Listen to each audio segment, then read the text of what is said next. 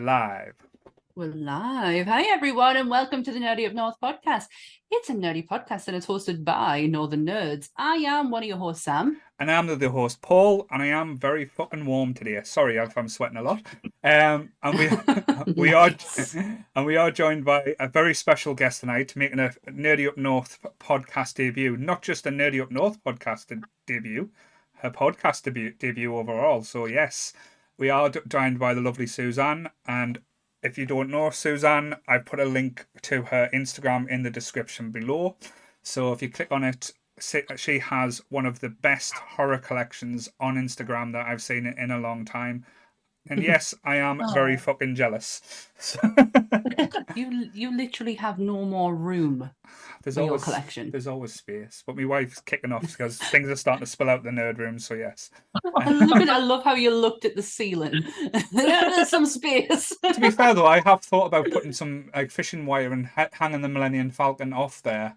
I would. Because it's keep banging on my head off it from so often now. So yes. So yes, as with any new guest on the podcast, we always do get them to tell us a little bit about themselves. And I did pre-warn Suzanne because I didn't want to scare her and just go, boo, tell us about yourself and watch her freak out. But yes, tell us a little bit about your nerdy credentials there, Suzanne. Well, my name's Suzanne and I just love horror. All things horror, spooky, Tim Burton, just all that. And I collect horror. I've been collecting for about 2.5 years now. 2.5 That's a 2.5 year collection. Yeah.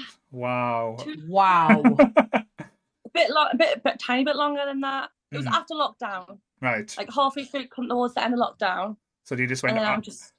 I want everything that is spooky and everything that is that can scare anyone. I want this for basically, now. Yeah. I was like, I want that house. I want my house to be like that. Very much. Oh, I love that. No, I did the same. Similar. Where during lockdown, I decided I missed going to cinema, so I bought my own projector and stuff in the living room and turned my living room into almost like a home theater.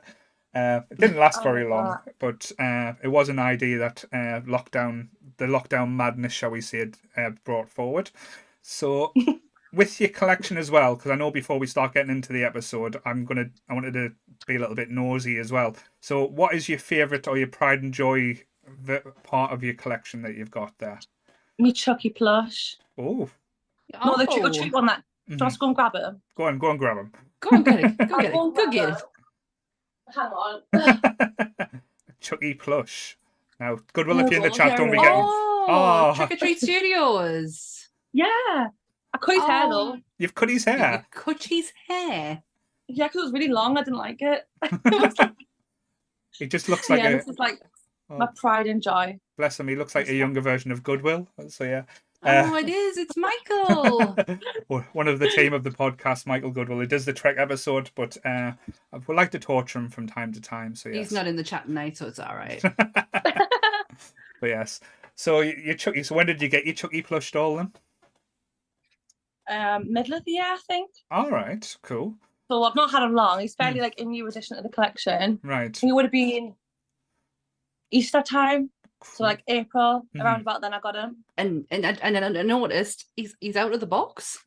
Yes. He doesn't come with the box. He doesn't come with a box? No, because he's the plush. Like he's not like the other ones that they do, like the Tiffany, the Glen. Yeah. How they're like quite hard, you can stance them. This was like the rag one. So like in the start of Child's Play when Andy gets him, he's like ragging him around. Yeah. That's what he's like, sort of like. That's I think I saw in a video on your Instagram. Not that I've been stalking your Instagram much. You were swinging like say Charles Ray around quite freely, almost like you were like in love. It was like a scene from Titanic, I believe. It was like they do the whole dancing. It was like very romantic. We'll have in a moment. I didn't know they didn't come in a box. That would be Everything needs to be come out of a box, Sammy. You can't keep things in the box forever. They need to breathe. No. But yes. No. Actually, that's a lie because my Claude Rains is out of the box. So clearly I go back on that quite easily. Right, I've got a few things in boxes that could come out, but she'll probably will kill us if I do another Jar Yes. right now. Yeah, absolutely. So yes. Right. Shall we do the disclaimer and get into the episode? Yes, go for it. Okay, so everything discussed in today's episode is our opinions and our opinions alone. If you'd like to discuss anything from today's episode, please come and join us in the Facebook group, the Discord, or the comments section, where we can have an open discussion. What we won't have is anyone coming for us and telling us our opinions are wrong. We can all agree to disagree in fandom, so let's keep it fun, keep it kind, and keep the toxic behaviour out of nerdism. Well, very said there. She did actually say Thank that on the you. BBC once as well, you know. Twice. No, Yeah, once. actually. Yeah, Yes. I did. Yes, I did. Claim to flame. I was going to say twice, but it wasn't. It was just the once that was on there. No, we talked The about next the one Goonies. was We the talked about next the one Goonies. was the Creech episode. Yeah, we talked about the Goonies on the first one. That was the best one. Yes. So yes, the reason why actually we thought we would kick off September. This is our first proper episode in September, and we'll do the spooky season a little bit early. Normally we'd do started in October and go all out horror for October, but we'll start a little bit early because everyone else seems to be starting in September now. Yeah. So I did leave this question a little bit open ended as well. So favorite scares in movies or scary scenes in movies. So I wanted it not in a broader scope, not just say in horror movies. So Yeah. I thought that would be quite an interesting take because there's probably, as we discussed before we went live, there's a lot of movies out there that probably did scare us that weren't the quintessential horror movies or even outright weren't horror movies. So just interesting to see what scared you guys and how fucked you up yous are really. So that would be the interesting take. So starting off, so with it being the guest will be the nice one. So what is your first favorite scare in in movies there? I nearly pigeonholed it a little bit. But grown up? Anytime. Anytime. My favourite first part of scare was probably the guy from the Goonies. Was it, hey, you guys? How can you be scared of Oh sloth? my gosh. I don't know, he actually terrified me when I was younger, and Gremlins did as well. Gremlins. I can understand I was Gremlins. terrified of Gremlins. But if you heard a sound there, that was my heart breaking to basically use slating the Goonies. She didn't slate it. She just said it scared her. There was no slating. He's not scary. No, I look. don't slate the Goonies. He's Good fella. He's a friendly guy. See? You'll see how look. I was just terrified, when you're trying to feed him the chocolate bar and stuff that just terrified us as a kid. I didn't like it. Saying that though, the Goonies did give us one of my first ever jump scares as a kid when the bats came out from under the fireplace when Chunk's about to get his hand purized in the blender. Oh yeah. And you see Mama Fratelli say purize, and you hit the blender and you see Chunk just pure a mess and emotion, and then the fireplace just flips out and all these bats, and you see Francis going, hide your hair. This is going to turn into a Goonies episode again, sorry. But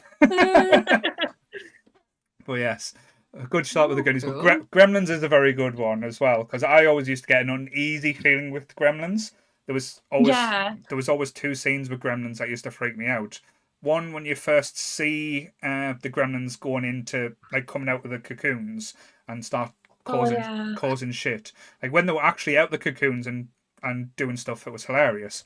But when they fucking ate that chicken, I've never seen anything so disgusting as when the other mogwais are sitting eating the legs of chicken, and it's just greasy, messy stuff all over their face. It was one of the most disgusting things I had seen as a child. So good ones to start with there. So I always like a good Goonie start to kick us off. Yeah. As the chat's already saying as well. Yeah. So what about you, Sammy? What scared you?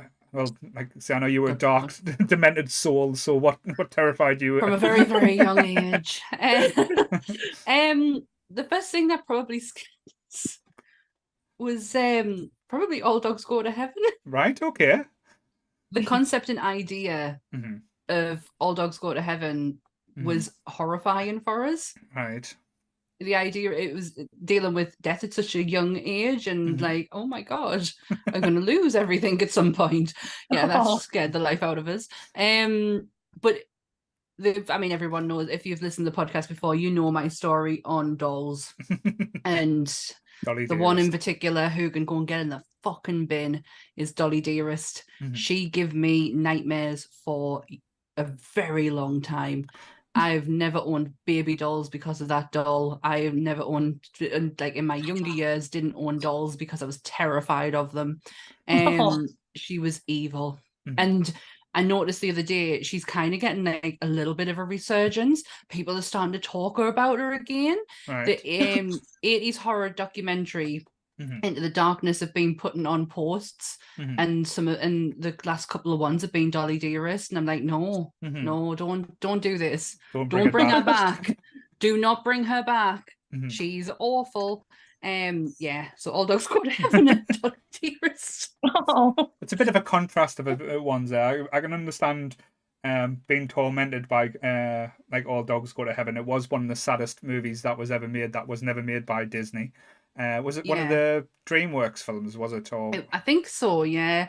It's the concept and idea of it. It's like Ghost Mhm. with Patrick Swayze. That is horrible. That idea of being able to come back but then go, like that's Mhm. truly to the core horrible and terrifying and Mhm. scary. I don't like things like that. I think if we're going like first and the early scares, like the ones that jump out of mind, I could like say go like to the obvious and say the Never Ending Story. Like say literally all That's the good way through point. that film is nightmare Yeah. fuel. But probably is the earliest one that scared me the most. I think now my brains just went foggy. Just thinking about the nightmare Never Ending Story now, like a trail, a Horrific. Tartex, but yeah. I think in the internal darkness that just keeps coming. But yeah. The first ever scare, like say, I had it in my head and it's just completely gone now. Probably was like say the Never Ending Story. Like the Because rock it is monsters. horrifically awful. I've only ever watched it once Mhm. as a kid. That's enough. And my memory is shockingly bad. So if I've only seen a movie once, Mhm. I've technically not seen it. To be I fair have though, to watch Suzanne, it 100 times over. I was going to say Suzanne looks young enough that she probably's never seen the Never Ending Story. Don't No, ever I've watch seen it. it. Oh God, no. What is a dog or a dragon? It's a wish What is dragon. it? It's a luck dragon, yes. So Yeah. Falcor. Yeah, I don't like it. Hardcore. And then that weird that girl who's like the princess thing as well. Like that scene was a bit like Mhm. creepy. I just Let's get saying, Mm-mm. say my name. It got all quite quick, quite No, quick. fuck off. That was what I was going to say. Sorry, it went back in my head there. But the first ever film that did actually terrify me, and I remember watching it because we went on a bus trip to France, like on a holiday. It was a time where we didn't fly, so we had to get a bus to Calais and get the ferry across. Yeah. And on the bus down, we watched this movie, and it was literally, and it's going to sound weird because it's full of puppets. Dark Crystal. Skegsies can get in the fucking bin. I don't know why I was so scared of it, but just Ah. them, like as you said, the Skegsies. When you see them now, like I know we got a remake, well not a remake, like a renew on Netflix not too long ago, and it was good, but it wasn't as terrifying and as scary as the original Dark Crystal. And I remember hiding behind like my mum on the bus seat when they had this film on, because it was one of them ones where it was like not on the back of the seats that you get now. It was like at the front of the coach, little 10-inch TV monitor, and I was literally scared to watch it, and it terrified us to this day. I think it even No. put us off watching Labyrinth for a little while, like until I got a little bit older, when like I said, I realised that they were made by the same people but different things. But yeah, Jim Henson could freak the fuck out any of the fuckers back then. Yeah, Skegsies are just the worst, and you're probably right. I probably put off Labyrinth for a long time because of them. Mhm. And he thought turtles was violent, and he created them. Well, No, to be fair though, Dark Crystal wasn't violent. It was just dark and But still- scary. yeah. Well, what's worse, turtle chucking a nunchuck around or a Skegsy? I'm gonna have to see that fight Straight up. now. Get the Harry Hill on Straight it. up. But coming back to like different types of scares, because there is a lot of different types of scares you get from movies and different events as well. I know, like Sam, from talking to you about movies as well, jump scares for you is like kind of the worst. You don't like them. It does take you a while to to recover after a jump scare as well, which is hilarious. Yeah, it doesn't just take me time to recover; it takes everyone else who's sitting around us time as well. I went to see Evil Dead Rise by myself when it was out, and I had to message him beforehand and say, right, I need to know, is there any jump scares here? Because honestly, that would have been the difference in me going or not. Yeah. Because I have screamed a cinema down before. Are you really? Yeah, and Conjuring 2. That is jumpy though. Like, I'm not gonna lie, Conjuring 2 is pretty like it's jumpy. Yeah, it's got good jump scares in there. There's been a couple of times when we played Phantasmophobia or when we've watched the ghost stuff where I have screamed down the mic. Imagine that in the cinema. I wasn't even embarrassed actually. I was like, yep, I did that. So coming to jump scares as well, what are your biggest memories for jump scares, or like biggest favorite ones? We'll go. Sammy, we'll ask you first. Well, definitely the Conjuring 2 is a favorite because of just the reaction of everyone else around us. I think I really scared a lot of people. But the best one it wasn't even a horror. It was Minority Report. Right. And I was so into this movie. I was like glued to it. And there was just a moment of silence. And then my husband shocked us. Right. And I levitated off the bed, like literally levitated. He says that there was a moment where he saw us just like completely come off the bed, and he had a tendency for doing that. And we were watching Cloverfield, and we were watching it on a really dodgy copy, like on the laptop, like dead trying to like see it and everything. And because I know he had a tendency for shocking us, the bed started to shake. And I was like, I was going to say, where's this story going? I wish it was that. I proper booted off with him screaming, like, what are you doing? Like, what? I just want to watch this. And he went, I'm not doing that. And we put our hands on the wall and we were having an earthquake, like an earth tremor. And I was like, God. Okay. He's never ever done it since. Bless him. So you were in bed with your husband and he made the world move for you there. Wow. No. There's a story for you there. That was 16 years ago. What about you, Suzanne? What jump scares like jump out to you, shall we say? Carrie, like the end of Carrie when the hand comes back up. I didn't expect that at all when I first watched Carrie. I kind of crapped myself a little bit, not gonna lie. Yeah. And I think another one that really got Texas Chainsaw Massacre when he comes out and grabs Sally again. That petrified me. Like, that literally made me like want to cry a little bit, not gonna lie. There's a couple of bits in Texas Chainsaw Massacre is one of my favorites, and there's a couple of bits in there that like still, even how many times I've seen it, still get us. And still gets me every time that Sally scene. The one that gets us the most is where he comes out of nowhere behind the door, grabs him, hits him over the head with a hammer, and you hear that. And then you hear his feet hitting off the floor. Yeah, you do. Oh, it really, like, that only scares us, but it does give us a little shudder. Oh. See, the Texas Chainsaw Massacre in my house caused a bit of a domestic the other night, just because we were watching like on Shudder, like the 101 scary moments like in horror, and like I lost my shit like towards the top 10 because there was a lot of bullshit in there. Sorry, I know personal opinions aside, but we're talking about the Texas Chainsaw Massacre as one, and my wife said that she can't, like, it was a very violent movie. I was good. In theory, in certain aspects, I can agree with the premise, the idea of it being very violent, but you see very little in the movie of much violence. It's all cut off the screen, or like sharp cuts, or even when she's put on the spike, you don't see the spike going into it. It's just implied that she's put on. There's very little blood in the movie. There's none. It's not that there is a little. There's blood when they cut his hand on the bus. That's right. Blood there. Yeah, the hitchhiker. And when she's getting the grandpa to hit her over the head, and you see like blood trickling down a little bit and go over there. And then at the end, when she's running away, she's covered because of all the different aspects. But you don't actually see. That's right. You don't actually see like blood being spilled or anything, or people being chopped up as the premise of the movie that they keep telling us. It's all done like smoke and mirrors. Like you look here, you don't see this, or you want you to hear this, but it's the noise like the chainsaw noise and Yeah. the screaming, that puts that fear and that sense of dread in you. It's like an assault on all your senses. So like, because I got told I was being ridiculous when I said it wasn't a violent movie. But if you watch it back now, like especially now it's uncut and like you see all the decent stuff. Back then, like 20, 30 years ago, you couldn't get a copy because it was like a video nasty. But No. it's not as violent or as messy as people like to make out. It's all about the impression or what it does in your own head, and I always think that's like a brilliant form of filmmaking that they can do that. Oh, I know it's Halloween as well, isn't there? Mm-hmm. Like yeah, Halloween's similar. Like you don't really see any you don't see any blood in Halloween. You don't really see much happening. You just it's kind of like the jump scares and then the music and then like just the way Michael acts in general as well. It just kind of makes you like creeps out. It's atmospheric.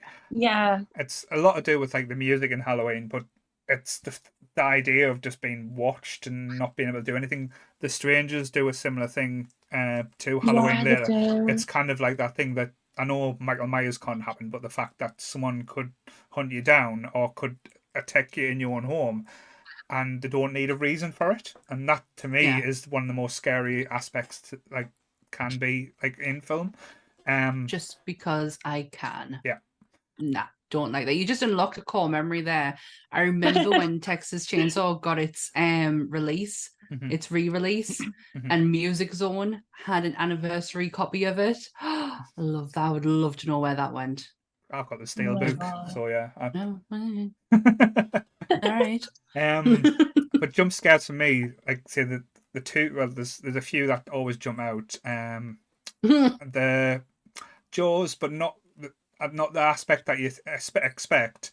It's the head. When he's going in underwater and Richard Dreyfuss's character is searching the boat and he looks in a hole and you expect the shark to come out, but it's not. It's the head, isn't it? It's the head, and it's like proper nasty, and like that like aspect just makes me like, even watching it now, I still know what's going to happen and I still jump, and I think that's always like say a good jump scare. It's where they use them, not like all the time, like say as we get now where we're watching a movie and it's like jump out here, jump out scare there, and you can almost like anticipate it there, and certain aspects where you can't.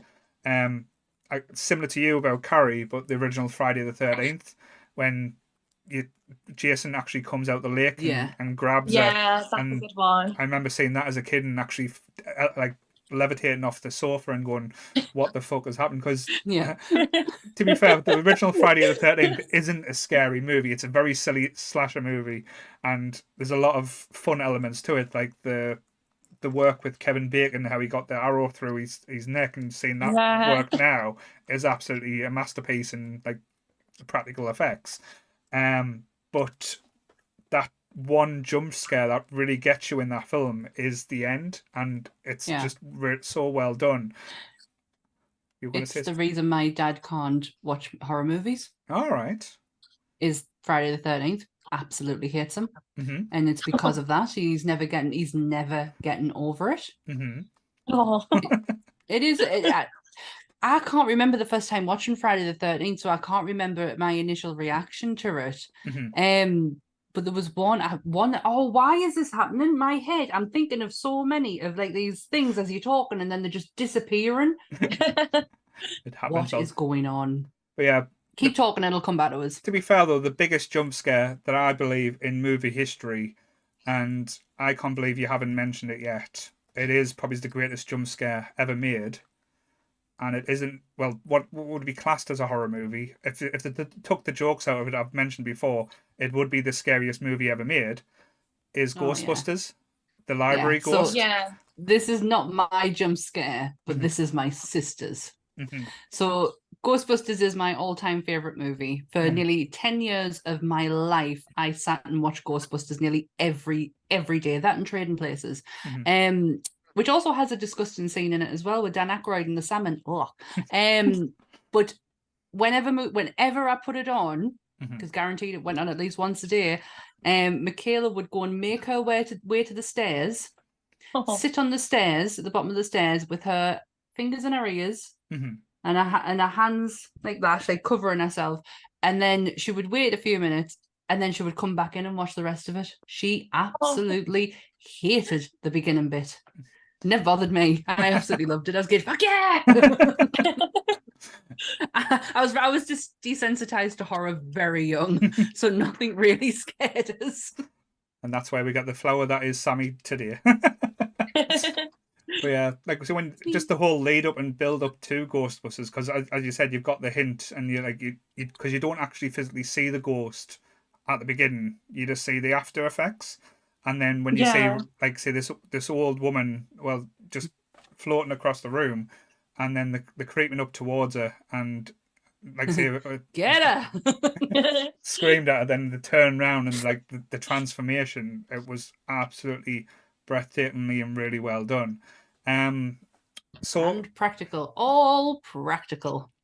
So regarding like scares, so why is it that like say, because as you can probably see by our backgrounds, like say things, we are quite a lot of horror fans in this chat as well.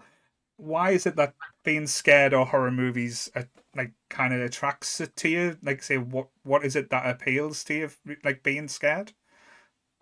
As a kid, I hated it. Like as a kid, I wouldn't even go past a ghost train. Right. Okay. Like I remember going to town where in Newcastle, and my mum would take us, and like my sister liked horror. Right. Like she wasn't bothered by it when she grown up. She was like she liked like the Nightmare on Elm Street, and I would sit there and I would just be like, no, not happening, not gonna happen. And then I just sat down and watched them, and I was like, okay, now I'm a fan. I think it's the buzz you get afterwards. Like, when you get that initial jump scare, and then you get the adrenaline, like that. I like the adrenaline buzz you get from it. It's almost like you've survived a horror movie as well, though. That's the thing. Yeah, it's like, oh, I'm fine. Nothing's gonna scare me now. I've watched that. That was the same with me with after I'd watched Dolly Dearest, and I had some severe bad nightmares from it, like literally sitting in, like having to sleep in my parents' bedroom. But once the time went on and I realized, nothing's happened.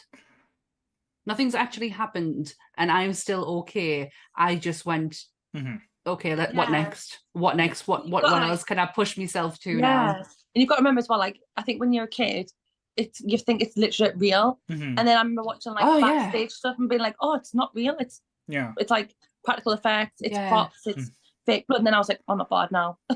My sister's dolls are not coming alive. So all is good in my house. I can move on now. Well, if you've seen Toy Story, there might still be just like see. Toy Story could be a fucking scary movie if you wanted it to be as well. That's very true. I often hope that my toys don't come alive at night. I don't think I could cope with the amount of Jar Jars that I've got walking around. Oh my god. Lisa Killer franchise.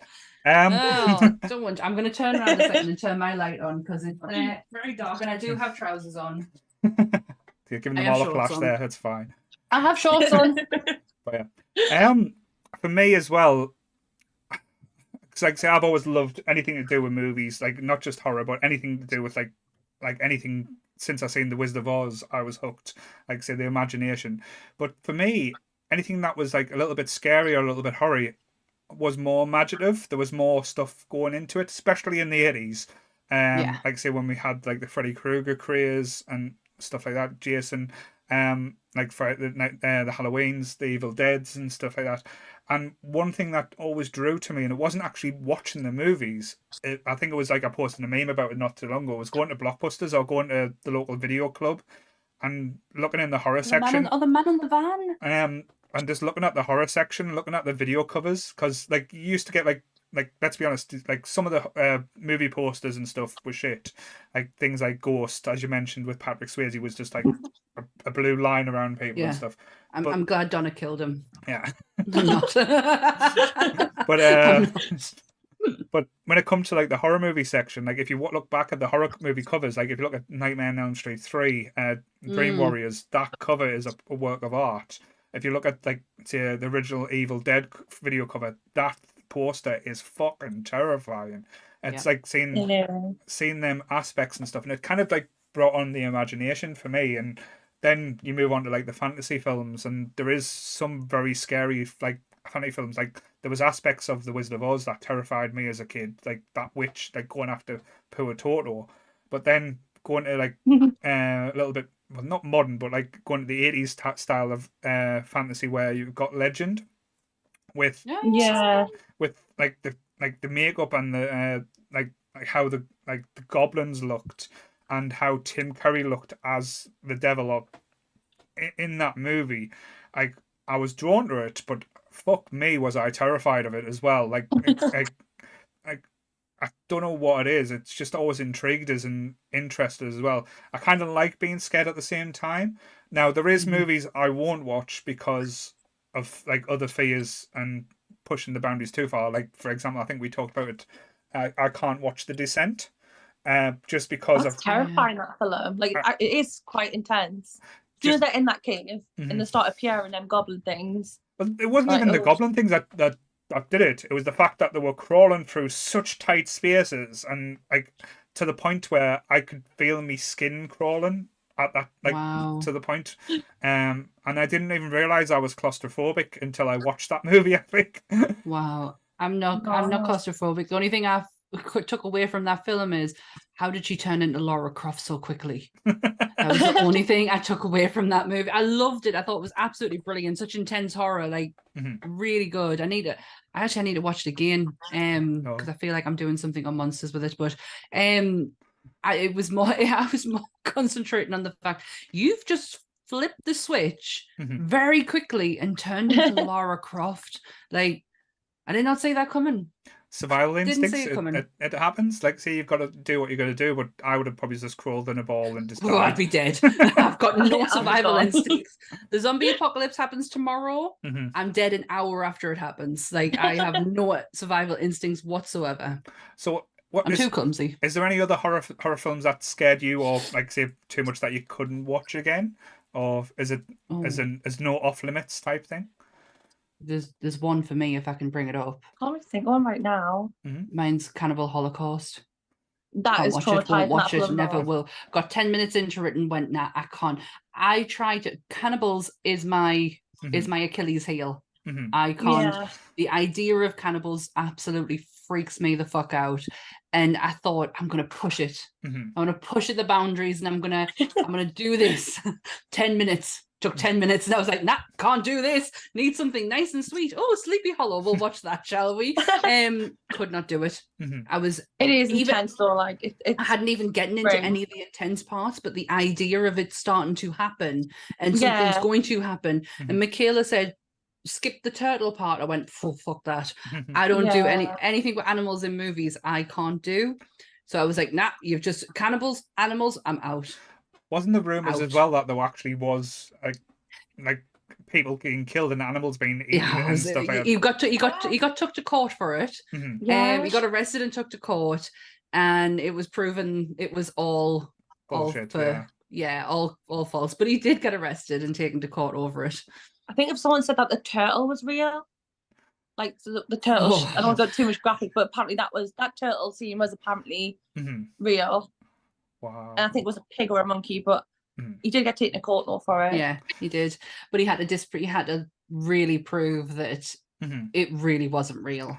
And that they're all actors. Didn't Eli Roth try and remake it like with a Green Inferno or something like that? Not too I love that movie. I love Green Inferno. It's just, to me, like, 'cause I like cannibals. Like, I'm the opposite of Sammy. I like cannibals. I love now. So we found the anti-Sammy now. Like, I love the wrong turns. Like, I think they're funny. To an extent, like, yes, they are gross, but they're funny. But when I watch Green Inferno, it's nothing like Cannibal Holocaust, and that it is with the tribal aspects. Yeah. And like with students and they're going to like visit them, like that is part of it, but it's more funny. Yeah. Like there's a kid from Spy Kids in it. I didn't expect to see. Meghan Trainor's husband. Yeah, Meghan Trainor's husband's in it, and I was like, what's he doing here? Like, it's mad. Like, and there's some scenes where like I don't know if I can say this, but when they like have that in the system and they're all like giggling and running around and then they get the munchies and stuff and then it goes a bit crazy. I was just like, this is a bit comedic in a way. Yeah. Cannibal films, but I love Green Inferno. No, I wish I could get away with more cannibal movies because I am missing out on quite a bit. I never thought I'd see that statement on a post. I wish I could get away with more cannibalism things. I wish I could. In cannibal movies, it just makes us go cold inside, like really cold inside. But Silence of the Lambs and the Hannibal books, like the series of the books, is my favorite of all time. I absolutely fucking love it. I've even got Anthony Hopkins staring down at me right now. But it's the fear that I got when I initially watched it. Yeah. I've told this story before on the podcast, but I'm going to let Suzanne hear it again. I watched Silence of the Lambs for the first time when I was 10 years old at a sleepover at a friend's house, and I had to ask the question because they kept going. It's the scene where he comes out with the mask on, and they're like, "Oh, it's Hannibal the cannibal." Yeah. And I was like, "What's a cannibal?" And they told us, and I got that scared. I got a trapped nerve in my leg, but again, nothing happened, and nobody came to eat us. So, but yeah, it's one of my favorite franchises of all time. I fucking love it. I think as well with cannibals, like it's pretty realistic. Like there's been cannibals, like it can happen. It can really happen. It has happened before, and I think like when I first watched, was it Wrong Turn 4? But in like the snow, the trap in the snow. When I first watched that, I literally, I'm not gonna lie, almost had a panic attack because I remember that I was like, "Crap, these people are real. Like there's people out there." People in the hills type thing. Yeah. What did you think? That scared me. I was like, "Oh crap." What did you think of the remake of Wrong Turn? I don't think it should have been called Wrong Turn. It should have been called The Foundation, like the original going to call it. Right. But it was good. It wasn't. It wasn't bad. Like I would watch it again. Yeah. Just thought it was. That's my only. That's my only thing into the Wrong Turn franchise is that movie. I've never watched any of the other ones. And we did a review for it, so I had to watch it, and I enjoyed it. I was for what it was. I thought it was good. Yeah, I think with the Wrong Turn franchise, as you said, it got more stupid and more ridiculous and more inbred as you went along type thing. But the new one, I like the fresh take. It felt a smidge too long. I loved the ending. I thought the ending was done brilliantly. But yeah, I can probably agree. If you put it up to like the original Wrong Turn, where it's basically like it was Alicia Dooku, was it right? Faith from Buffy. I can picture on the front cover. Yeah, like see that one was actually a decent, very very much a scary, like real telling of Tucker and Dale gone wrong type thing. But with this, I quite liked it as well. But again, I think the scary bit with that bit is when they go into the caves and you've got all the people that weren't chosen. They've all had the eyes taken out. And that bit was, like I said, that idea and that premise just freaked me the fuck out quite a lot. Leave my eyes alone. So we've already established, like say with Sammy, that cannibals is the thing that scares her the most or freaks out, or like living dolls. Suzanne, what are the things that freak you out the most, or like say, or scare you the most, shall we say? It used to be clowns. Like I had a really big phobia of clowns. Right, okay. But now I would say it's, because I love clowns now. I love like Art the Clown, Pennywise, all them. But now I would say like apocalyptic sort of movies, like when there's like a virus going around and everyone's like dying. Like that actually like terrifies me. What was that? Like, it makes me feel sick. What was the movie that came out before the pandemic? Was it Contagion? I think it was, yeah. And I feel like it's just because obviously the COVID and stuff happened as well. Yeah. And I was watching the Crazies. Right. During COVID, and I was like, oh my god, like this actually feels like quite close to home. Like it's too real. Make it stop. Make it stop. It's out. And ever since then, I've just then type of films like I can find with zombies, but when it's like a disease that just spreads so quick and everyone just goes crazy, it just freaks me out really bad. It makes it a bit cold. So like say, the crossover with that 28 days later, like say with the virus infection and with zombies included as well.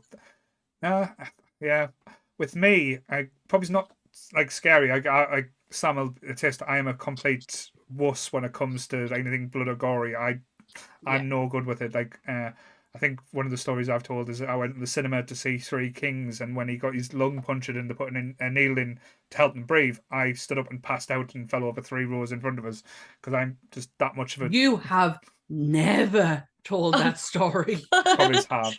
3 years and you have never let that gem out. But yeah, like I say, I was bored in cinema as well, so yeah, that wow. So when it comes to like proper gory, messy stuff, like I do enjoy the Saw movies. I thought the first Saw is an absolute, doesn't get the credit it deserves because of the whole torture porn tag it gets put on it. But I think as a whole, it's a very clever movie and it's quite intense. You mentioned one just before, Art the Clown. I have watched the Terrifier movies. I do not understand the Terrifier movies.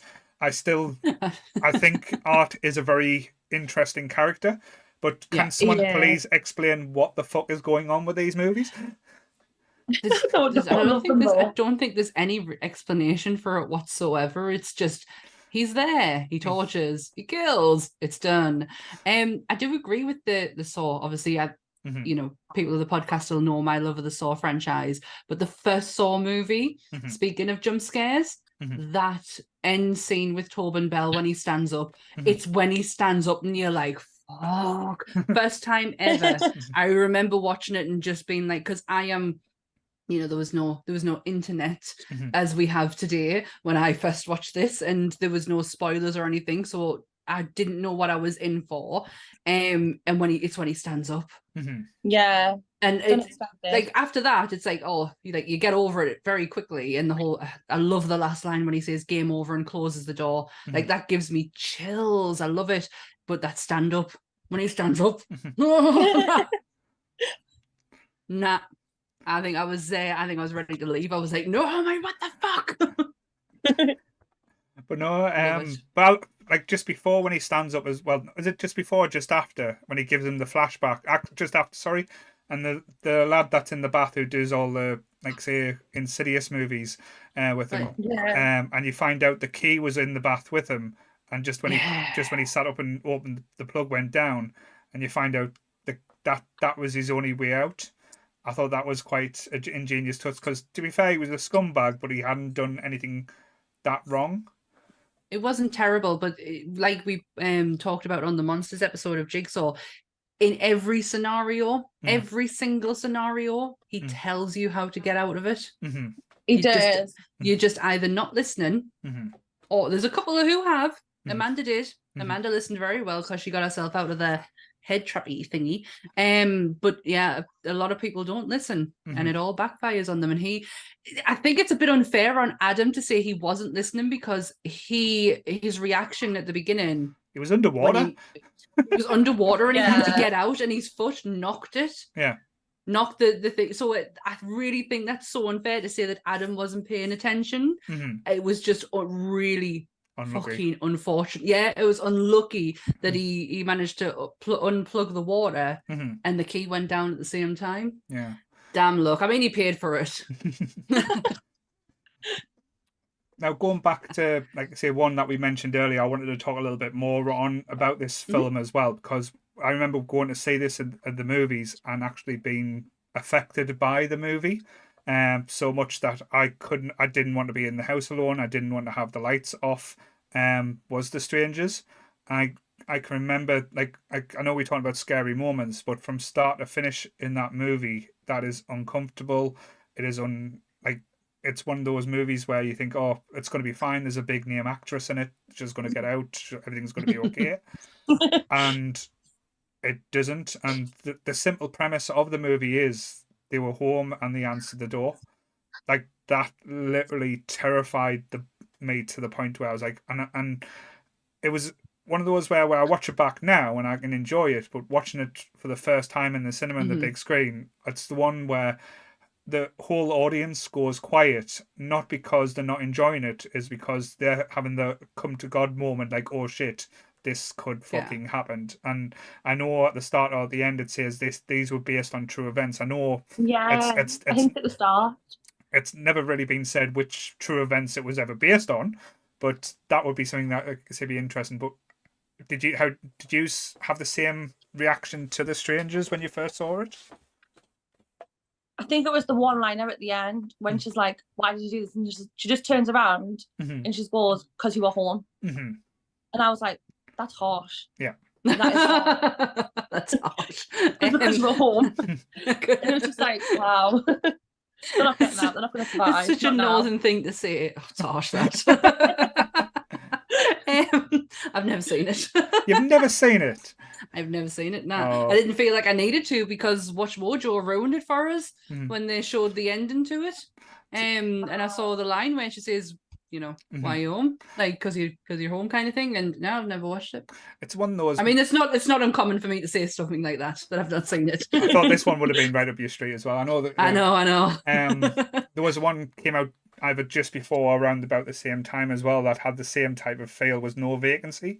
But like I said, she gets out of that one alive at the end. But that's more about like video nasties where people were like basically keeping people in a motel, killing them and selling off the videotapes of them being killed to the black market and stuff like that. But again, done with a similar vein, like that kind of shit can happen and go on as well. Other big scares for me, and again, it's probably down to the silly ones, is and I think the franchise gets a lot of shit now because of how many movies they've made and how outlandish it is. But the Paranormal Activity movies, I fucking love them. Fucking love them. The first one, I love found footage movies. So this was right up my street. Love the first one is just pure genius. Like absolute pure genius. It starts to lose us around about 3, maybe 4. Maybe 4. Which one's the one with the sisters aren't even in it? Probably 4. But the first 3 are, I think, are some of horror's greatest found footage movies. I do like the premise. It's one of those movies where I think they had the idea of doing one and they went, oh, this has been successful. We're going to make a second one. This has been successful. We're going to make a third one. It's like the story. It's horror all over. Yeah, but it's like the story kind of flows and goes together. But it's some clever filmmaking as well. It's like one of those where you look and if you turn away for a second, you might miss something. Haunted in Hill, the Hill House TV show on Netflix. Oh, the Haunted of Hill House. Haunted of Hill House did a similar thing where I think in the season afterwards they had a checkpoint where there was 26 hidden ghosts where you could go through and find them and them aspects. You can see them as there's one scene I always remember when she's walking down the stairs and there's at least 3 on the stairs. There's one the one fixing the clock, one dusting, and one at the bottom of the stairs. And I'm like, I only know that because somebody pointed it out. I never noticed them originally. It's never noticed it because you're not looking for them. No, but once you get told that there is these things in there, I end up spending most of the episode pausing it, rewinding it, and saying, "Where the fuck is these little bastards? Why can't I not see them?" It's like almost like when you're watching Mallrats and he's looking at the painting and say, "Why can I not see the painting?" It's a schooner. There's a lot of jump scares in that as well. That is probably one of my favorite TV shows of whenever it came out because it was absolutely fantastic. The bent neck lady. Yeah, the reveal of the bent neck lady was oh, that was just amazing. When there's one moment where it's not even like part of the family story is when Theodora realizes what's happening to that little girl when she sees the smiley face above her head and she hones in on it. It drops a tear to my eye. There's some brilliant jump scares in there. I like the Blythe Manor one they did as well. Like pretty good. Love Blythe Manor one. I think I preferred Blythe Manor or Haunting. I thought the Haunting was more scary, where the Blythe Manor was more beautifully done. Oh yeah, it was stunning. It was like a very like romance in a way. Yeah, it was a very much a lovely love story through it type thing. Yeah. He's got a new one coming out this year. Yeah, they do. Can't wait. What's it called? The new one? Don't know. Something about Usher or something. Something like that. I don't know. It was like Anth earlier on the day said, I says, "Oh, I'll be watching the new American Horror Story when it comes out." And you went, "Why is that?" And I went, "Kim Kardashian's in it." And you went, "So what's it called?" I was like, "I don't know." He was like, "When's it out?" I was like, "I have no idea." See, there's been hell on. I think it's coming out mid-September, I swear. Yeah, it's normally the end of September when it comes out, but there's been hell on about that though. Why? Yeah, Kim's in it. Well, not just that she's in it. Is during the strike that's going on now, Kim Kardashian went to Twitter and said, "I'm really having loads of fun on set filming the new episodes of American Horror Story." Oh, you weren't supposed to do that. So a lot of people are calling her out for being a scab now as well. So. Well, she's not technically an actor. She's you said that right. Not technically an actor. Yeah. But yeah, that was part of the agreement that you can work if you already contracted into work and you can work, but you can't talk about it and you can't promote it. That was part of the agreement. But she's not an actor. I'm still gonna watch it. To be I'm fair happy though, Emma's back. yeah, I love Emma. Emma Yeah. Roberts. Like, I'm so happy she's back in it. It'll be like any other Ryan Murphy American Horror Story. We're gonna love the beginning. We're gonna fucking hate the end. Because he doesn't know how to end anything. It's the same. Every American Horror Story, apart from Coven and Hotel, I will take them two out. But the rest of them, you can sit there and go, that was such a really good fucking beginning. Oh, but what the fuck was going on at the end? He doesn't know how to end something. He doesn't know how to end a TV show properly. Because he could let that go on forever. But yeah, we're still going to fucking watch them though. Yeah. So I know, Suzanne, you were doing a bit of research before this episode as well. So I know you've got yourself a little bit of a list as well. So is there any scares that's on your list that we haven't talked about yet as well? Signs, when he's rewatching the recording and then that alien comes past. That sent me cold when I first watched that as well. I don't Very like stuff like that. Pretty. And then obviously Psycho, that iconic shower scene. Now you've got Sammy's attention. One that you can't forget about. Psycho is one of my all-time favorites. Not so it doesn't scare us. But my sister scared me sister. The end part it's when Norman's at the end and his mother's talking and all you've got is Norman's face there. And the face amalgamates into his. Like hers goes over the top of it. Michaela used to scream, and when the mother gets turned around, she hated that movie. I absolutely adored it. I fell in love with it when I went to Universal Studios for the first time when I was like 15, and I went to the Alfred Hitchcock experience, and I just instantly fell in love with Alfred Hitchcock movies, on them all, and Psycho and the Birds, and what's the other one with them?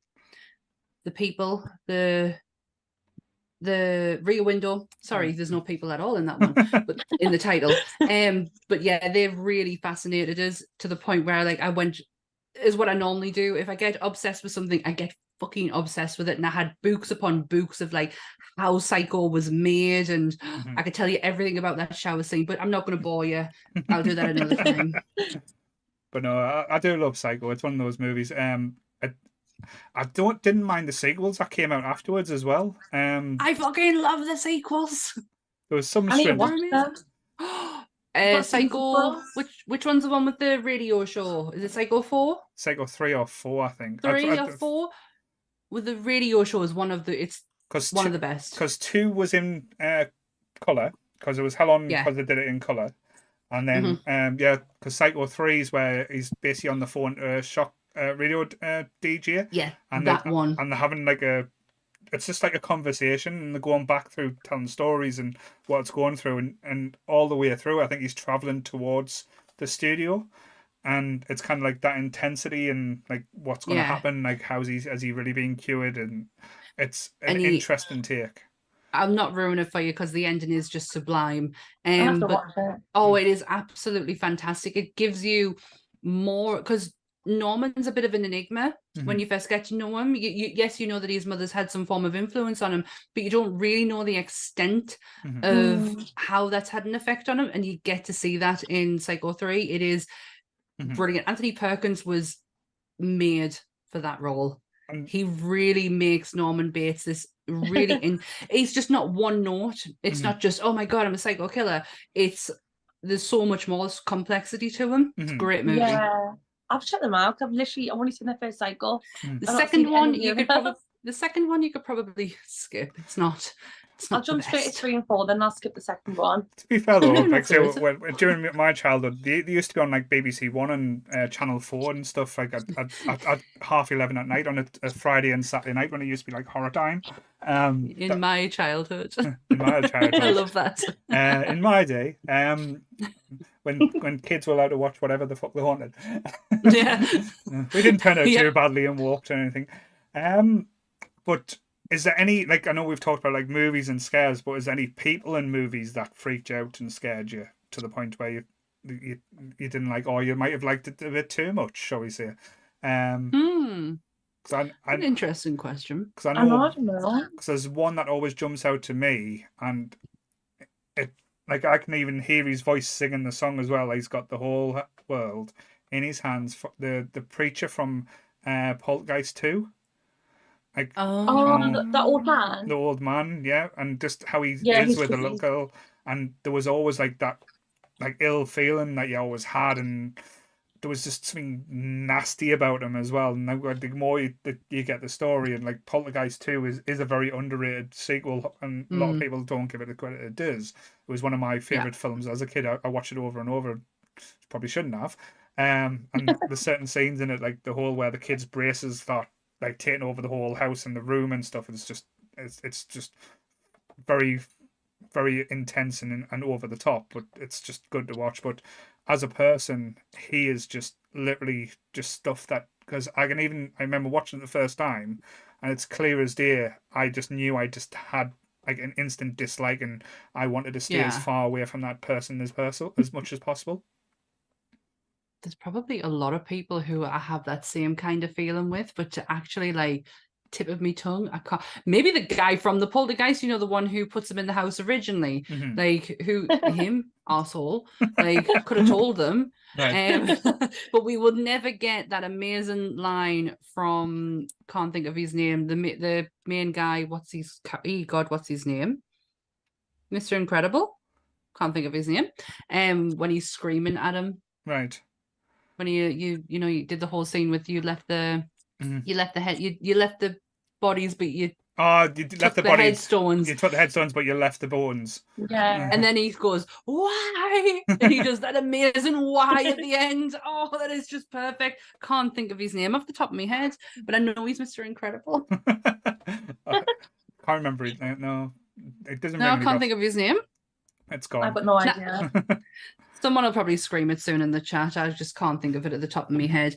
I can't think of someone like who's really give us like that kind of feeling before. Like the heebie-jeebies type thing. Yeah, can't really. Oh. So you just had instant like fantasies and likes towards love and admiration for everyone. Just wanting to lick and touch the creature from the Black Lagoon and stuff like that. Absolutely. I can't think. Like I'm even going like to the depths of every like my favorite horror. Like my favorite is The Exorcist, and I can't. There's maybe keep talking. Just keep talking. What about you, Suzanne? It'll circle around. Maybe Julia from Hellraiser. Right. Okay. And Frank. They give us a bit of like a. But to be fair though, that he should have given you like that type of ook feeling. Like, there was very creep vibes with him, so everyone should stay away from him. Stay with little Frank. Probably the other one, and again, it's not a horror film, but we talked about it a few weeks ago. Christopher Lloyd's character in Roger Rabbit. Doom. The way he treated that like shoe and put him in the dip, and awful man. And then the fight scene at the end with Bob Hoskins' character, when he gets run over by the steamroller, and you think that's the end, and then you hear his voice come out, and he turns into, you find out that he's really a toon. When he talks just like this. I've just thought of one. I fucking hate her. I am so glad this bitch got dragged to hell. The lead from Drag Me to Hell. I have never been so fucking angry at a horror movie in my life. When she got that kitten, I paused the movie and said, "Anth, Wikipedia it right now and find out what happens to that cat." And he went, "Yeah, turn it off." And I went for it. And I was like, I skipped to the end and saw that she got dragged to hell. And I was like, get the fuck in. Yes, her. She can get in the bin. That was such a shame as well, though, because that movie was so good. And I was same with you. Any type of like cruelty or any harm to animals, like I say, we generally just like say don't kind of. And cats. Cats especially. We are cat people. Yeah. I've got a cat. I'm a cat person as well. I've got 3. But I've probably never turned so quickly against a person in a movie, because at that point I was like, I hope she survives. She seems canny. She's made a mistake. But yeah, as soon as she did that, I was like, let the bitch rot, die, burn, kill her. Yeah. couldn't give a fuck. Get out to hell. Justin Long, you Get leave more. her alone. Let her be dragged in there right now. I literally had to like fast forward it to the end just to see if she survived or not. Mhm. Because I'd have been even more angry. But I was so angry at that movie. Mhm. So So, yeah, Drag Me to Hell is one of them. so I'm going to go all meta on yous now as well, and that's the question. So, what is your favorite scary movie, Sydney? But yes, Yeah, it's surprising Scream hasn't even been mentioned at I was just about to all. mention Scream. Mhm. I love Ghostface. So is it a Which love-hate one? relationship with Ghostface, or is it just love? Which one though? Which Ghostface do you love? Emma Roberts. Number 4. Really? Now that's a Loved it. bold She was choice. Wow. She was just so like Mhm. ruthless. Like she didn't care. Like she didn't care what she did. She Mhm. was just like, and for like to be a female and do what she did, I was just like, Yeah. go you. Go you. Like yes, she was just like good Ghostface as well. Like obviously we've had like Mhm. some really iconic Ghostface, but in my opinion, I think she was just so ruthless and heartless, and Mhm. should like when you like rewatch Scream 4, Mhm. and I think it's one of our best friends getting killed across the house. Yeah. Yeah. And I didn't realise someone mentioned, they're like, oh, she's recording it. Right. And I watched it back and she's got the phone against the window Mhm. and she's actually like recording her best friend getting killed. And I'm like, Right. wow. Oh, that's cold. Wow. And What I a was just like, cold oh, man, bitch. See, love her yeah. Ghostface. I forgive Saw 4 a lot more after watching Saw 4. Sorry, Scream 4. After watching Scream 5. I'll be honest. I loved Scream 6. The new one, Yeah, actually, Scream 6. I enjoyed. That was good. But Scream 5, that was probably like, because the potential and like when they said the people who they had involved, because I loved Ready or Not, I thought that was an absolutely such a twist and Love that film. clever movie. And with a good jump scare at the end when you see them explode and you don't you expect them to die, but to fucking explode is amazing. Yeah. Brilliant. But yeah, like Scream 4, I watch back now and I get it a little bit more, and because I think Emma Roberts is what you said is correct. She's a great bad guy. She's a great Ghostface, but I think she's just within a bad Scream movie. That's the problem. If you had her in others, I love the aspect of her being jealous of Sydney and changing it up there. But yeah, so Oh, I still think Billy's mum was a good Ghostface. you still Yeah, I think didn't expect it at all. I did not expect that Ghostface at all. I was still like, I still think what?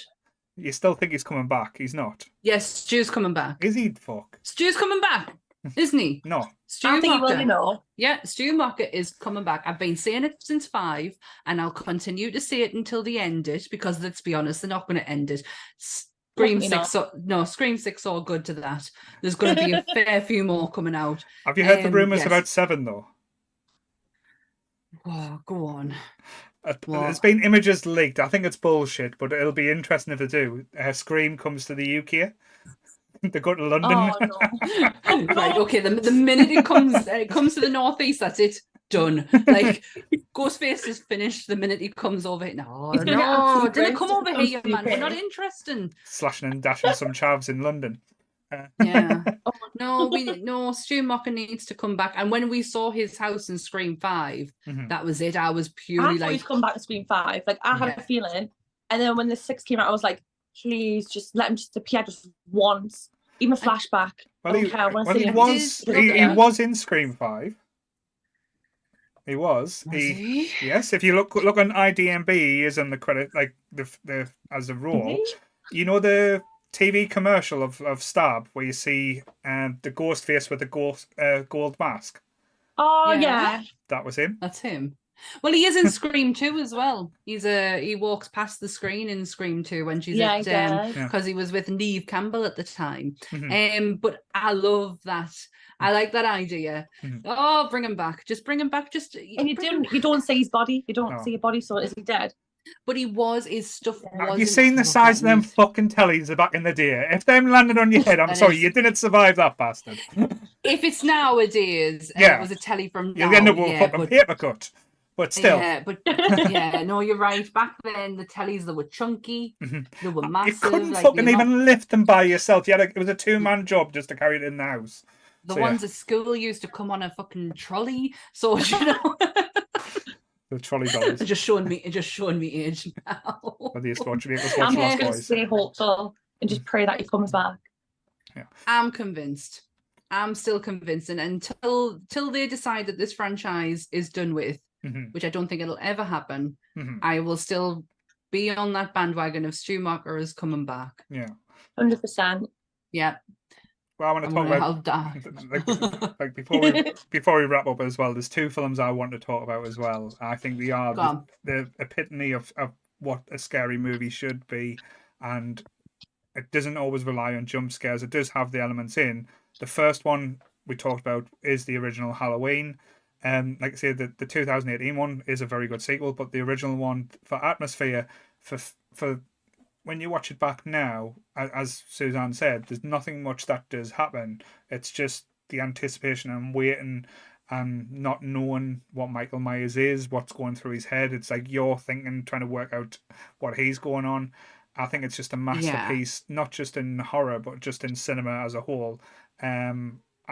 It's one of them films where when they do a re-release, I'll always probably buy it, or if they have a cinema showing of it, I'll always try and go and see it again, just to experience it on the big screen. The other one, and again, like we had a little bit of discussion like before we come online about like monster movies and stuff like that, or like say the classed as horror. Jaws is the scariest horror movie with all the best scares, not just like actual physical scares. Like when you hear that music, you get goosebumps, your hair stand on end, all them different aspects, and it has the scariest opening of any movie that has ever been made. When you see her on the beach and just like they're having fun, time of their life, and one guy gets drunk and lets her swim off, and all you see is her just getting dragged around and going under. And the next day, you don't just find her; you find bits of her, and yeah, you do.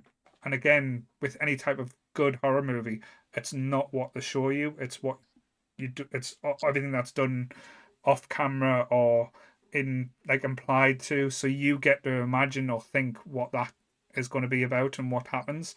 And to me, that is always going to be the scarier aspects for that. Yeah. Well, the scarier ones for me is not Jaws, because I only watched it when I was 16 years old, so I was a bit past it. But the scariest film, in my opinion, has to be The Exorcist. Yeah, one of the scariest ones out there. Even today, I watch it every year on Halloween. It's my Halloween movie that I've been watching for many, many years. Yeah, I'll even watch it when it's not Halloween. But there was one year I actually noticed something I have never seen before. Ever. And I fucking levitated out of my bed to literally go and pause it, run and grab my husband and show. He wasn't fucking interested. He didn't care. But it was literally, she walks into the kitchen. It's when the power goes off. And just before the lights come on, Pazuzu appears on the kitchen, on the cooktop. Never noticed it before. Never noticed. I have to keep an eye on that. You will see it now forever. Yeah. Even today, I still find stuff that like still gets us when she's sitting on the bed and she's just chilling. She's just sitting chilling on the bed, and I'm like, that is the most uneasy thing I have ever seen. Is this possessed child just leaning back, like, all right? It's, and especially with the copy that I've got now, because my older copy didn't used to have like them poppy out colours. You know, my older copy was the flippy disc, you know, where you had to go from A to B, had to flip it over at some point. This one, the colours are like popping, so that green is really standing out, and it's really uneasy to sit and watch it, like out of our restraints and just leaning up against the bed. I dare you to watch it now and not feel a slight bit uncomfortable while you're looking directly into her eyes. I always feel uncomfortable because I know when we did the review of The Exorcist many moons ago now, it feels like so long ago.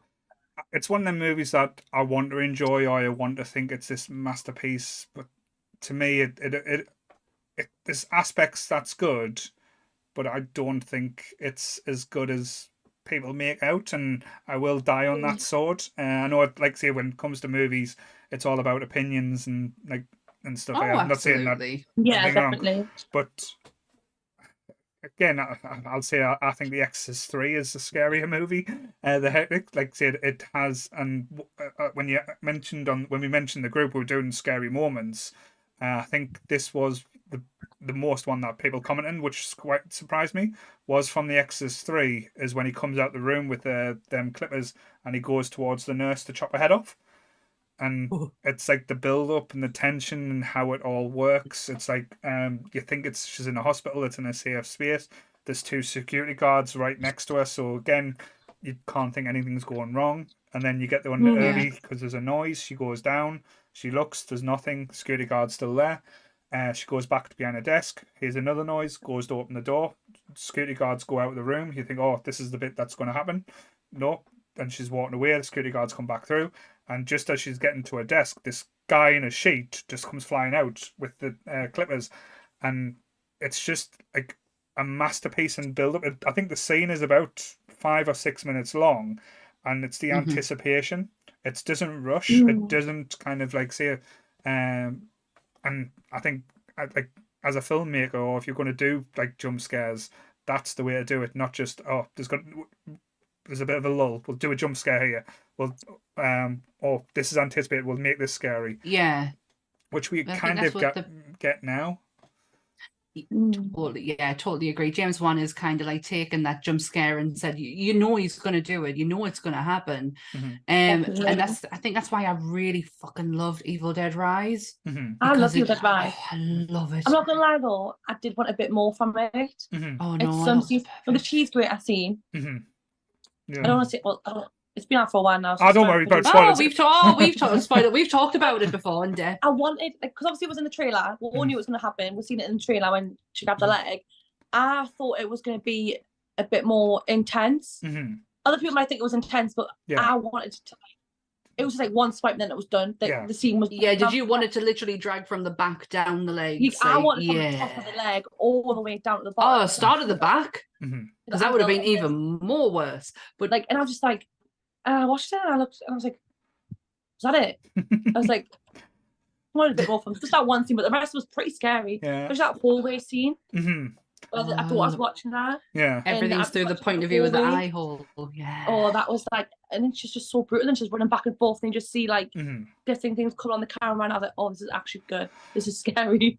I absolutely loved it.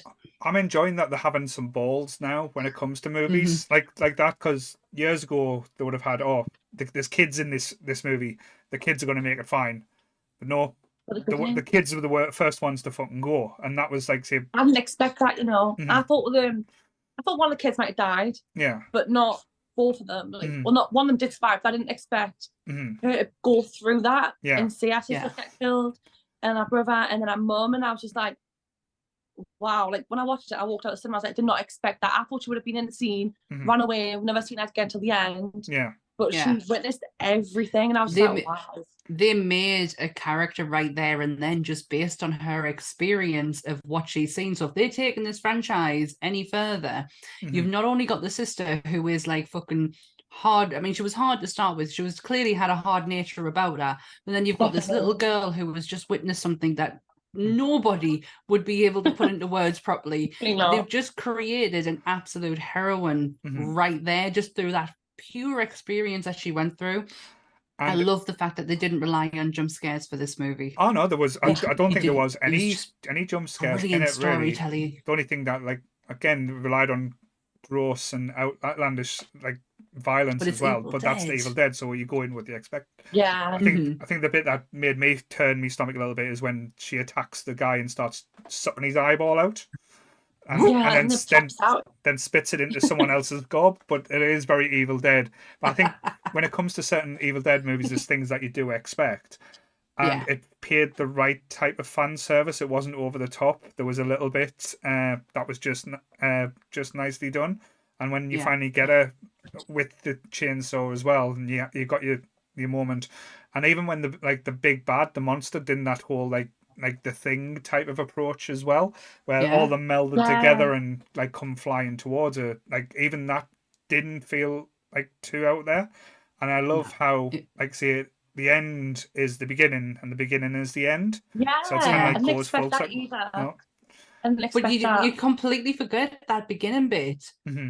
Yeah, When you're in with this family, you forget that. I mean, what an opening as well. Hmm. When she amazing rises from the opening. water, oh, what an opening! But then you totally forget about it because you're then so focused on this family, and you're like, oh yeah, that happened at the beginning. Oh, okay, I see what you Then you did see her there. walking through the garage, Hmm. and she's on the phone with her friend, isn't she? And I'm like, when I first watched it, like in the cinema, I was like, hang on, is that her from the start? Hmm. And I clicked on, I was like, oh my god, they're gonna go full circle with it. Yeah. They're gonna like Oh, connect it. And I like I that. sat, I like that. I sat and watched it by myself and had nobody to like go, oh, you look at that. I did the same in Scream 6. There was a moment in Scream 6 when I saw a last podcast on the left poster Mhm. on the wall at the beginning, and I looked around and I was like, oh shit, yeah, I've got no one to tell. I'm sitting here by myself. Was it the Ice Nine Kills poster or something like that?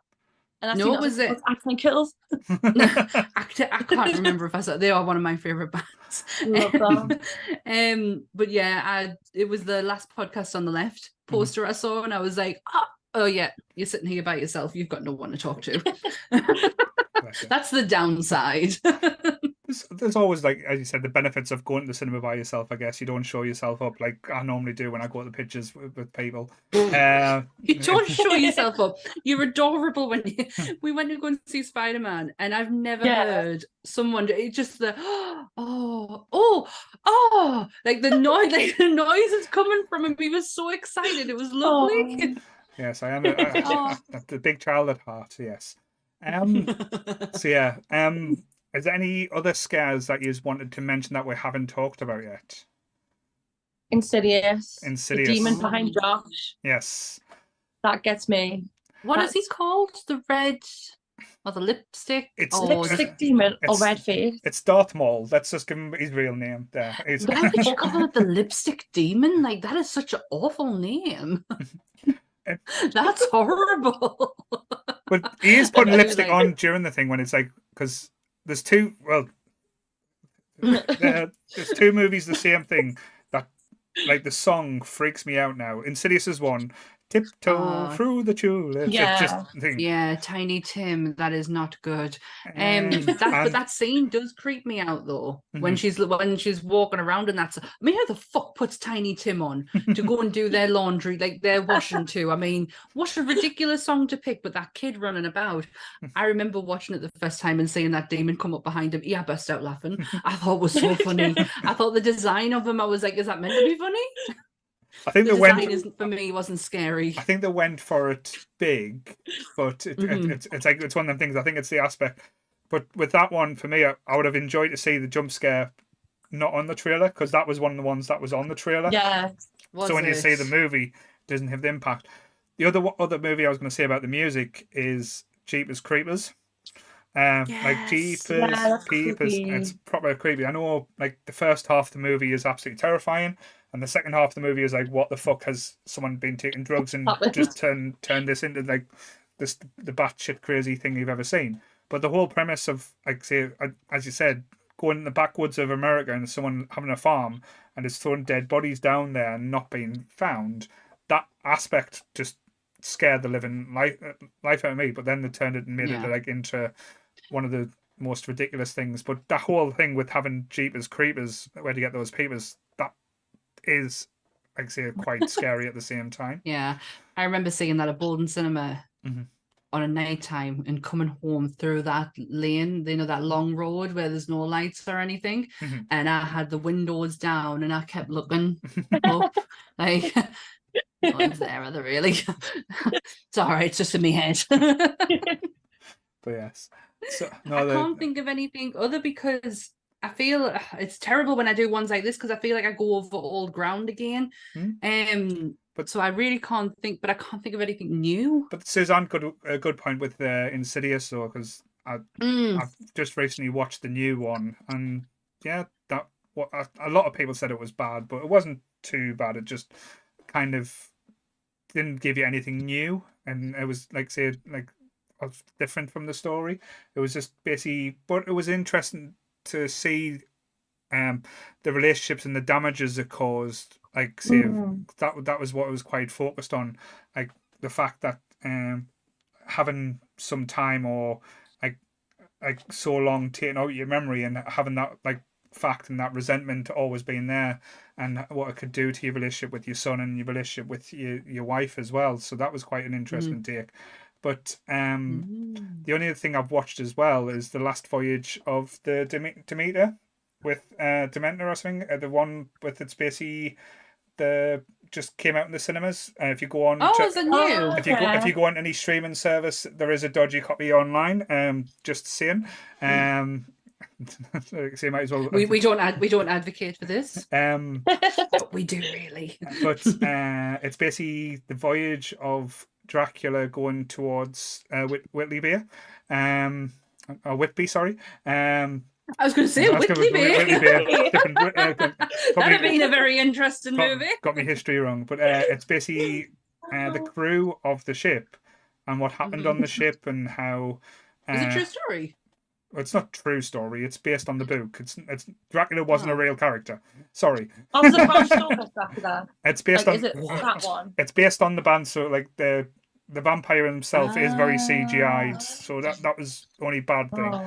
But it's very much like taking them down one at a time, and when you see certain ones get hit by sunlight, normally they turn to dust.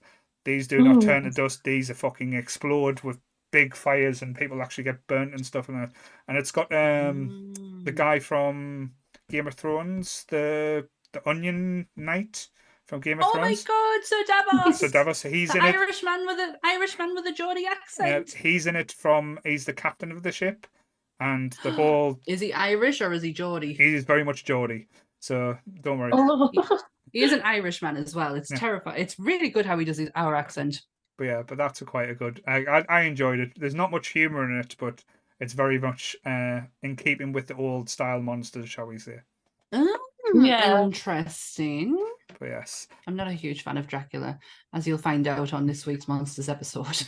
I love Dracula. I'm more of a creature fan, though. Creature's like my go-to monster. Mine too. So when we set out to do the Monsters Up North podcast on the Mondays, Sam's first episode, I have to do Creature of the Black Lagoon. She was very demanding. Yes, he was the first. But now I have a bit of a thing, and I probably shouldn't, because his character is absolutely terrible, as if you go and listen to the episode, horrific. But I have a thing for Larry the Lurker, the werewolf. He is the biggest pervert in the monster history as well. Massively. It's quite creepy. But yes, the only other film that I enjoyed that creeped us out as well, talking about the insidious ones, is the first Conjuring. Like, again, that's so good. That was a masterclass of jump scares, of doing the little ones to the big ones as well. Like, I can still remember like the clapping game. The clapping game gave me nightmares. Yeah.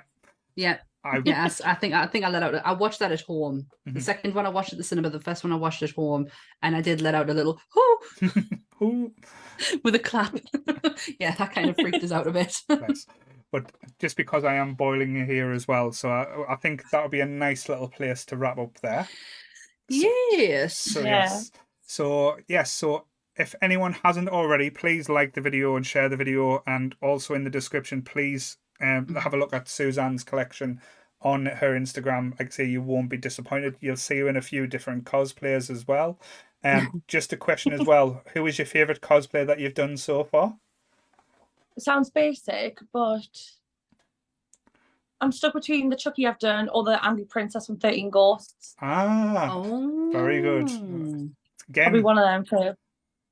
We need to do a 13 Ghost episode at one point. Yeah, we do. Yeah, we need to do it and break it all down to make people like appreciate that movie. Yes, it is. It has a shit ending, but it's still a good movie. I love it. But yes, please go and follow Suzanne there. And also don't forget there is a new Monsters episode going out tomorrow night. It is the Goonies of the Monster Universe. It is they're talking about the Monster Squad. Yeah, I can't deny it on this one. I'd get offended, but I can't, because we do talk about it a lot through the episode. Yes, we talk on the Monster Squad. It is so much fun. The movie's so much fun. Remember, go and watch it before you watch us, because you'll be a bit lost. If not, I put the movie trailer on before, so just give everyone a little bit. But if you're not bothered, come and join us at 7:00 on YouTube. tomorrow. And on Friday, I believe Goodwill and Graham are returning for trekking up north. So, I am not surprised. I am not surprised they want to jump back after what happened on last Friday. Yeah, after we took over and done the turtles, they weren't very. Goodwill wasn't very happy with us, but yeah. So I know Jake will probably be streaming. I don't think I've got any new other episodes planned this week. I might have a little bit of a break. Have a break. Have a break. Have you got anything planned or anything you want to promote there, Suzanne? Just like and share the video on everyone. You know? Bless. Well, if you want to go back and look at it, like Suzanne's stuff, there is a video on her Instagram where she is talking to Pure Horror, all about all the things that's coming up in the collection. It is an interesting watch, and especially if you love anything to do with horror collectibles and stuff as well. And that was where I, like I say, took notice and said, well, I'm going to get Suzanne on my podcast if she's doing other things. She sounds northern. Let me get her. She's northern. She'll come to us. But yes. Trying to think. Next week, I think we are doing a wrestling episode next Sunday. Yes. We are talking about the Dark Side of the Ring, the series that tells the stories that basically a lot of fucked up wrestlers. Yeah, a lot of news on the wrestling scene at the moment, and so we're going to add to it by talking about the shitstorm that happens. Yeah, pretty much. You described it perfectly right there. Yes. So after Monsters, are we announcing the next episode, or is that for you'd have to watch tomorrow's episode to find out? You will have to watch the next episode to find out what the next episode is. Right. The next episode. God, there's so many. Yeah. But yes, thank you everyone in the chat that's been talking away. I know you've been rambling on about weird shit most of the time. I've just been ignoring you because you've been talking about Goodwill's blue balls, and I've got no interest in that. But yes, so same bat time, same bat channel. Stay nerdy, everyone. Bye-bye. Bye. Bye.